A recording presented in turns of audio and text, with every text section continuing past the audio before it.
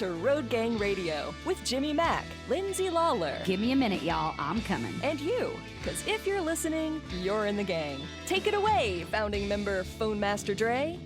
You are in the gang, because this is Road Gang Radio. We're broadcasting live from Fastport Studios with Jimmy Mack. Hello, sir. Good morning to you as well, Phone Master Dre. We're doing it through, of course, the newfangled technologies, and they're doing it through people. Our friends at Fastport are keeping the miracle moving. Speaking of our friends out there who make things happen, our friends at CarriersEdge are out there kind of, making sure that people get the information they need and they get it in a way that actually makes sense so that they can be aware of all the places that they need to kind of get their company up to speed in regards to education and understanding. And they actually are the sponsors of Education Station. Our good friend Jane Jazrawy, who is a regular contributor to Education Station, as she is off to do, joins us on her once-a-month segment here on Education Station. Hey, Jane. Good morning, and as always, welcome back. Good morning. Good morning. Hey, Dre. Good morning to you, Jimmy. By the way, I hope everything's good. It is good, actually. I wanted to share this with you. We've been talking all morning about diet stuff. We've been talking about how people dress, clothes maketh the person, clothes kind of present the self and all that stuff. And our good friend Forod just wrote a really funny thing. He's losing weight, but he's still got a ways to go, as he says. He goes, we were talking about Mark Sanchez throwing that poor 69-year-old truck driver into a dumpster. By the way, truck driver won the fight. He says, I don't have to worry about anybody picking me up and throwing me into a dumpster. He says, honestly, my problem was eating too fast. I agree with that. I did that too. Crazy huge portions. Not that I was eating nasty stuff like marshmallow fluff. Today is, what is it, fluff or nut? What is it? Fluff or nut or fluff or butter? Have you ever had that, by the way? Have you ever had that fluffer nut sandwich thing from the Northeast? No. Oh my God! No. You know what it is, though, right? You do know what it is. Fluff nutters. No. Fluff. Okay, can I just tell you that in Canada we don't get some of the stuff that you guys have. We do not get. It's some of the really, really bad stuff we don't get at all. Well, this is America. So where tell me what that is. Oh my God, this is terrible. It is it's a beloved childhood sandwich of peanut butter and marshmallow fluff. Yeah. Oh my God, it makes Elvis look like a health nut, doesn't it? Oh my God. Oh my God. I think people probably do eat that stuff up here. It's just not like kind of in the. It's not in the main. Well, it's kind of not what you would. It's not common. I don't even know what to say. I have it. I actually think I know where we're going with this. The idea that eating a fluff nutter is not an ideological statement up there. People might eat it, but it ain't something that you kind of proudly fly your flag with. It ain't one more form of the freak flag. I'm eating my fluff nutter. No, like there's different things. Like there's just different. I don't know. We have. Now I'm thinking about it. There's just different kinds of, when you go to different places and different places have their comfort food, right? And, we had ketchup chips for a long time. You guys didn't have those. And, beaver tails, you probably don't have those.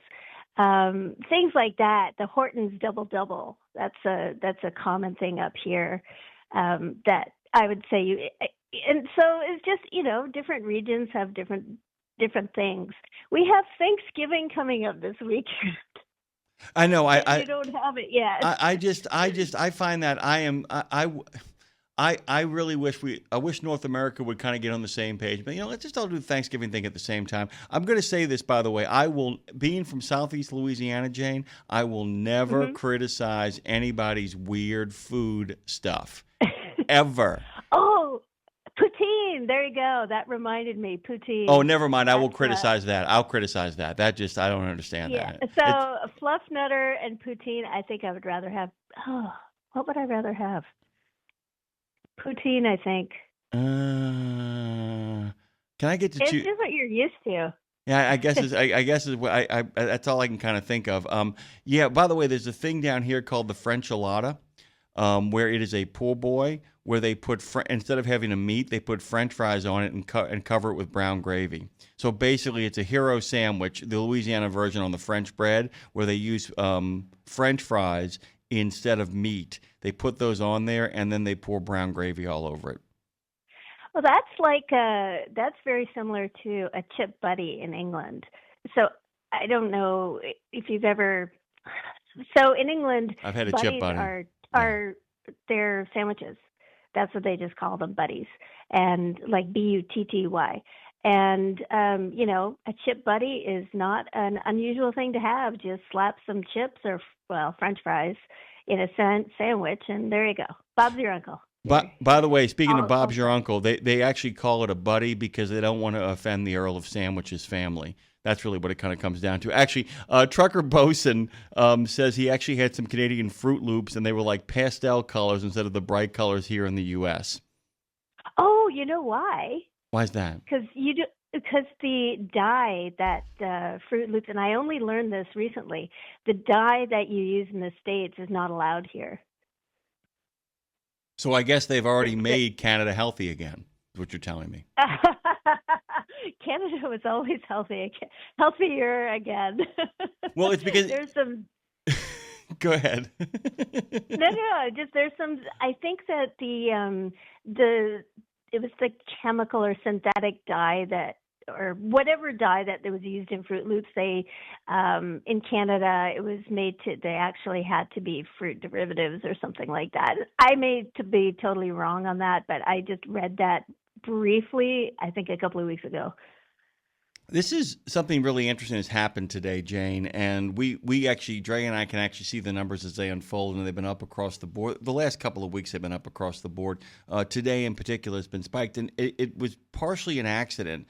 On Monday, we had Ike Stevens of the Bonehead Trucker come on, and he spoke, I thought, really eloquently about the need to dress better on the highway. Whether or not you're like the Paranormal Pie Man, Bruce Almighty, who points out that he really appreciates the uniforms being provided by his carrier, and about projecting a professional image, which I thought was really, really groovy. But a number of our listeners have been talking about being dressed better. They dress better. A lot of the people that are actually talking in our chat I've met in person, and they practice what they preach.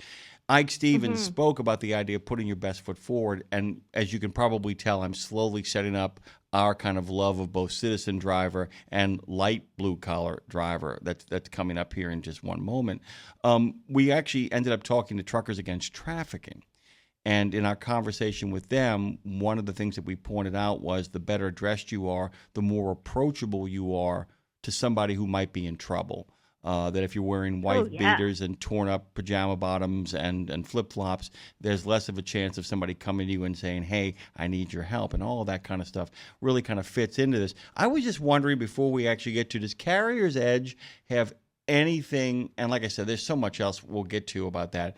Do you guys have anything about the presentation of self in everyday life, about professional comportment for drivers? We're actually working on one right now that's kind of like part of it is customer service, part of it is going to be comportment and appearance and all of that stuff. It's something that we kind of add into most of our courses, but this one is a specific one, so it'll probably be out in about three or 4 months. But that's something that we have always, in Best Fleets and in just kind of doing our own research for our courses. That's something that we've kind of come across as well. It's also a health thing and we have this in our exercise course, because the mindset of exercise and being healthy is, it is also wrapped up in your appearance and we have a mental health course, and this talks about the mental health course that we talk about how to practice good mental health and how to recognize when you're in trouble it is to do with your appearance as well. So I think the reason that Truckers Against Trafficking was talking about how you're more approachable, you appear healthier and more together and capable of providing assistance.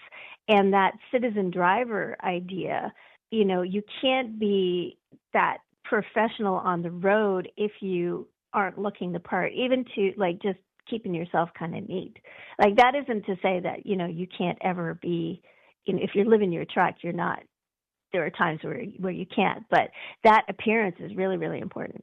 Well, yeah, and it's funny, by the way, we had a great phone call in the last half hour from our friend Weasel, who pointed out, and I thought wonderfully the idea that, look, he said every day you can't be in your jeans and your nice polished boots and your button down with your cowboy hat or your trucker cap. He said, but even when you're in a more relaxed mode, what does it hurt to actually have some loafers and some nice sweatpants and a nice sweatshirt to be able to kind of go in and take care of toiletries at the truck stop? You're still setting off an era of even when I have to take care of things that require me to be a little more dressed down, I still understand about the presentation of self in everyday life, and that's so important.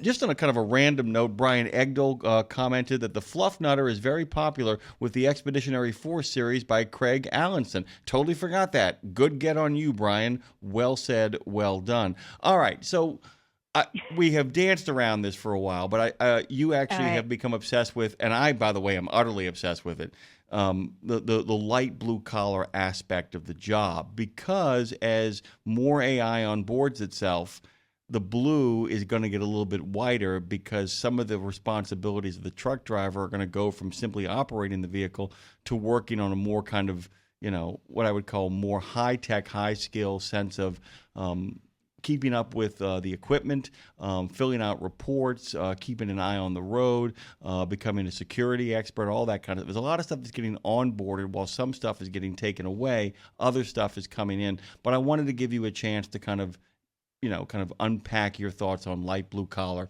as the position evolves. Well, it was interesting because I'd never really heard it before you said it on the show, and I don't remember which one it was. But so I looked it up because I was interested in the phrase, and I thought, oh, I've never heard this phrase before, so I'm going to look it up on the grand old web.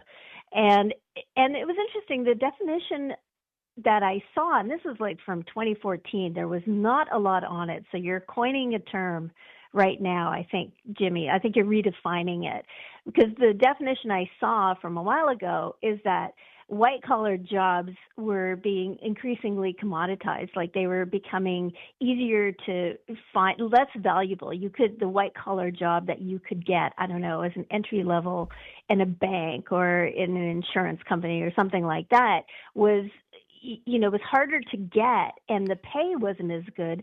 So it was actually kind of, it was more about losing the white collar job and sort of moving into the blue collar. But the way that you talked about it, I thought it was really interesting because it's actually the opposite. Yep. Is that the blue collar is kind of pushing up into the white, because the blue collar job is now about knowing both the technical aspects and the hands-on aspects of a particular, we can call it trucking, or trucking is a good example, but that there's white-collar elements being added to it. And I don't think people foresaw that. What is really cool is I'll tell you. I've been thinking about it for a while, and I thought about what we used to do when I worked at Kinko's overnight. And the two people I worked with not only were really good. This is when you actually had to really kind of know stuff to do the overnight gig at Kinko's. Often helping people with printing press kind of stuff, helping people with overnight projects of Photoshop and all that kind of stuff. And of course, at Kinko's, the shirts they wore back then were light blue collar. They all wore light blue collar shirts. What really codified it for me is before the pandemic, we went over to Wyotech, and one of the people from TA Petro's West Coast said, he goes, Jimmy, he said, I got plenty of people that can repair trucks. I need more people that can actually simultaneously write the work order. And I went, that's it right there. I said, that is really it. That, I think, for me, the core of light blue collar is what you're doing is that it's a combination of, it's the HVAC guy who also can articulate to the customer what exactly is being done and then write up the report in such a way that the customer understands the services they're getting. And that person is also acting as an ambassador and representative for their company in a way that goes above and beyond just being friendly.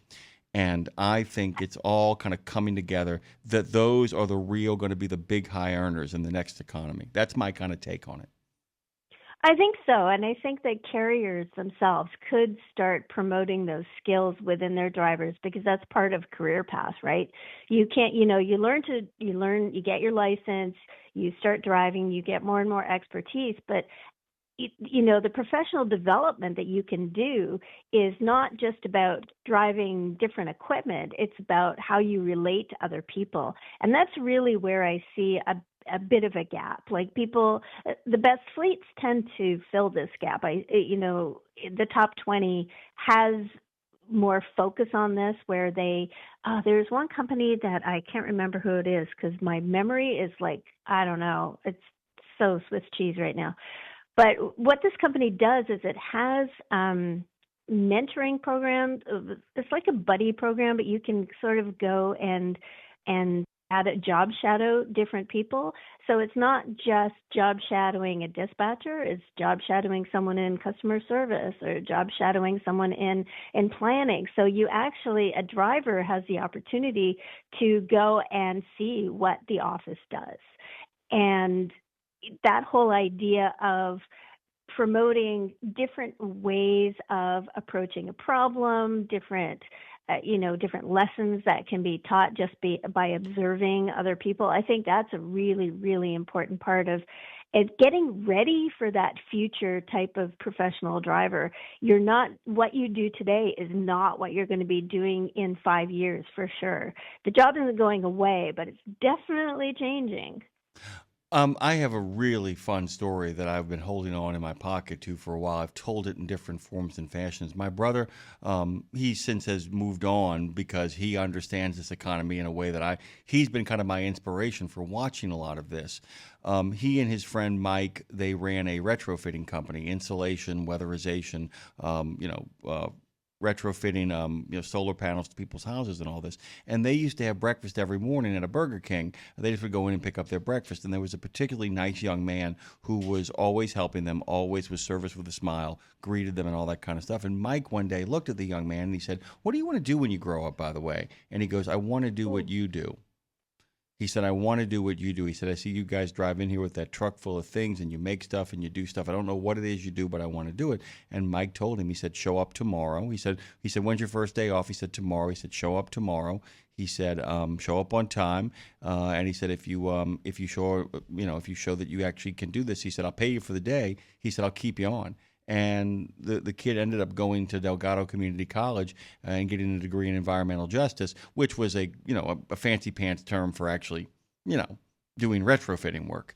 And I remember that. But the real insight on it was my brother and Mike then made a decision that they would they would have breakfast at different places across the city, and they would try to spot the best workers behind the counter anytime they were looking for anybody new, because they knew they could offer them more money and a better opportunity to do that. And like I said, when we figure out how to kind of spot this talent, we still haven't gotten there yet about how to spot that talent. We know how to spot really, really good blue labor, and we know how to spot really good white labor. We don't know how to spot the combination of them yet. And when we figure out that, we're going to solve the next great recruiting challenges. That's kind of my take. Sorry, I just wanted to kind of share that story.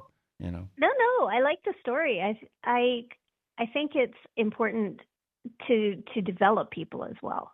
Develop the people that you have, provide those opportunities to, for learning, like just to see what it's like.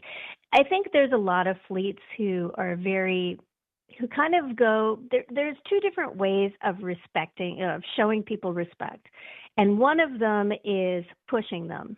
And that's where I land. I want to push people to do things that they may not think that they can do. Or I push myself all the time, but I want to push other people, come with me. We can do this. We can chop it up into all of these different parts and we can achieve something.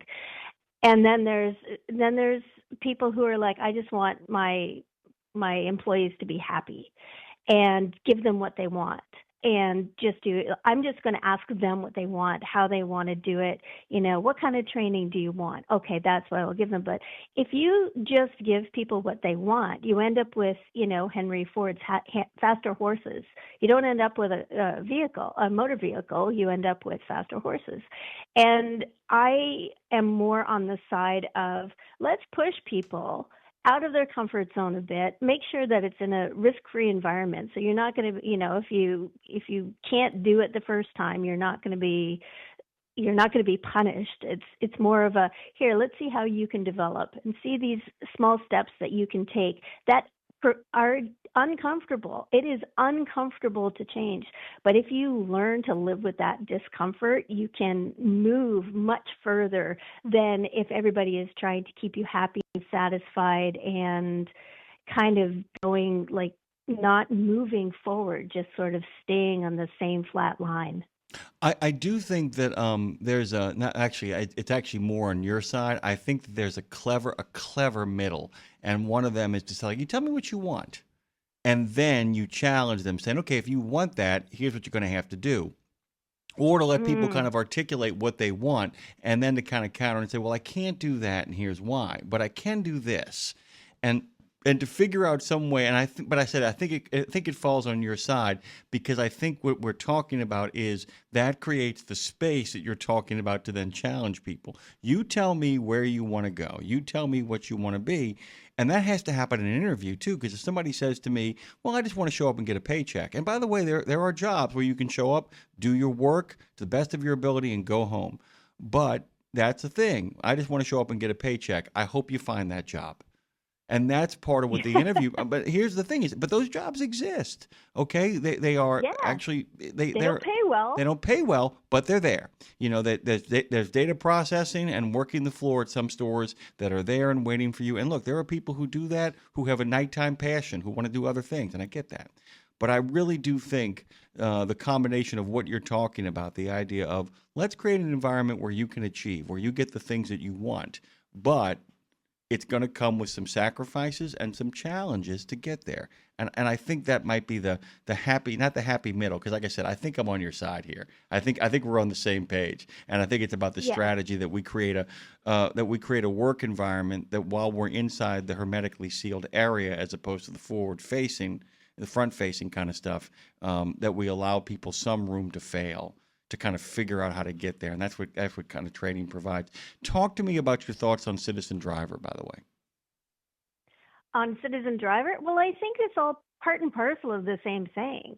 The idea of the Citizen Driver is and correct me if we're thinking about separate things. It's the road knight, the hero on the road kind of thing that has been a bit lost in the last 10 or 15 years, but that there's the drivers on the road are people who will help you, who are there to they're there to do their job, obviously, but they're also there in a capacity that they're almost the guardians of the road as well. Is that what you're thinking? Well, that by the way, okay. So I would not problematize it. I would make it a little bit more complex than that. I think a citizen driver also understands. Okay, I'll give you an example.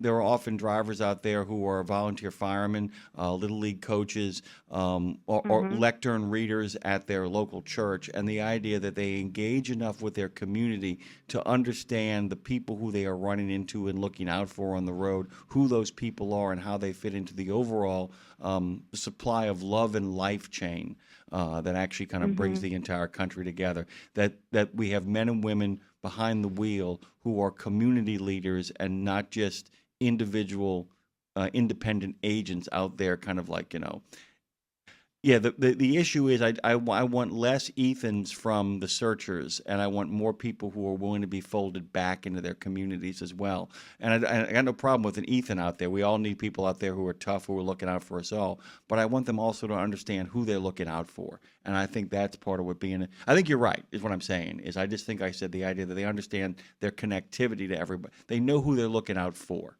if that makes any sense.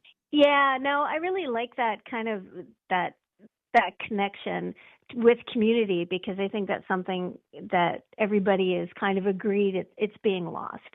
And the more that you can find community and build on that, and it doesn't have to be, with the people that you are immediately surrounded, like your nuclear family and your neighbors and all of that. It can be anywhere that you are.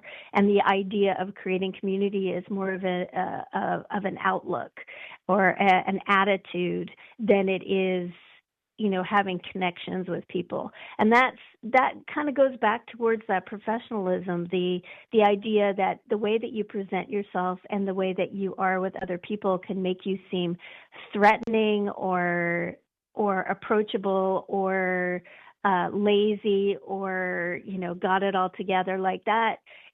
When you are in public, how do you want people to interact with you? And how you are yourself makes a big deal. Do you have your head down? Do you have your head up? That just really, really simple things. And if you are aspiring to be that citizen driver, if that's your goal, and I will tell you, it will get you far if you do that. There's a lot of respect that goes along with that, but it's a lot of work, and you have to the way that you are as you go through the world is how, one, you can become a more community minded, but also build your career. It's all part and parcel of it. And people need to be not educated, but they need to know how to do that, the steps to take. And I think that's what is missing in kind of the trucking world, is that there isn't a lot of formal sort of, this is how you do it, like in instructions. So I like the idea that you're talking about, and I think that's something where there's a gap, and we can fill that gap.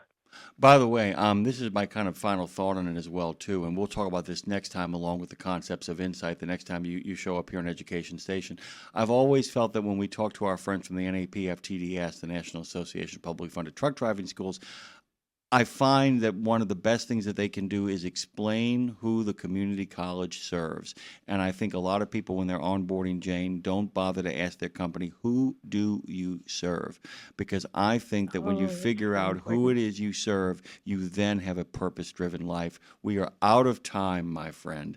I want people to head over to Carriers. It happens. And by the way, I said, it's so funny because, we were talking before this all started, I just have a lot of stuff. It's like, we have enough time to talk about all this stuff, and I'm like, absolutely not. CarriersEdge.com, by the way, is where you want to go and kind of make the miracle happen for yourself. Thrilled to have you, Jane, as always. And I'm glad you're on the other side of the last couple of weeks. Welcome back to the land of living. Yeah, thank you. It's great to be here. It really is. It's always nice to spend my early mornings with you. Crack of doom, by the way. I'll be joining you in the crack of doom sooner rather than later because at some point my wife would like to lay eyes on me. Thank you, Jane. Take care. Bye, Jimmy. Bye, Dre. Oh, good people over there at CarriersEdge.com. Jane Jazrawy is the head honcho over there. This has been another edition of Education Station brought to you by our friends at Carriers Edge. We particularly appreciate their commitment to the forward-thinking stuff here. The future was yesterday and Education Station.